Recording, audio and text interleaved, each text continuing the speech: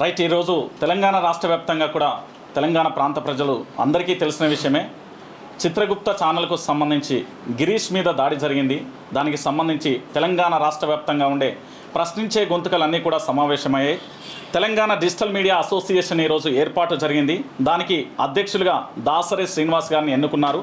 ఉపాధ్యక్షులుగా శ్రావ్య, రంజిత్, మైపాల్, జాయింట్ సెక్రటరీగా రజనీకాంత్ పుష్పాల గారిని, జాయింట్ సెక్రటరీగా క్రాంతి తిరుపతి, చీఫ్ అడ్వైజర్గా బక్క జడ్సన్ గారు, అశోక్, అదేవిధంగా మెంబర్స్గా రఘు, గిరీష్, మహేష్, గాడ్సే, సంతోష్ వీళ్ళందరూ కూడా మెంబర్గా ఉంటారు. మరికొంతమంది జైన్ కూడా అవుతారు. అయితే ఈ తెలంగాణ డిజిటల్ మీడియా అసోసియేషన్లో ఉండే ఛానల్ ఇప్పుడు మేము ఎన్నుకున్న ప్రకారం Kaloji TV, E96 TV, TR TV Telangana, PMR TV, Bharat Yuvasena, political webs, Bakka Judson facts, KR TV, Ashoka TV, YR TV, Mana Tholi వెలుగు, ఓకే టీవీ.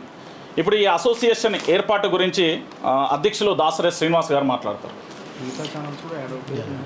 త్వరలో మరికొన్ని ఛానళ్ళు కూడా యాడ్ అవుతాయి.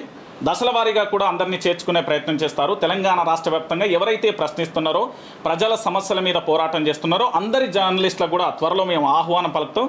దీన్ని ఉద్దేశించి దాసరి శ్రీనివాస్ గారు మాట్లాడతారు.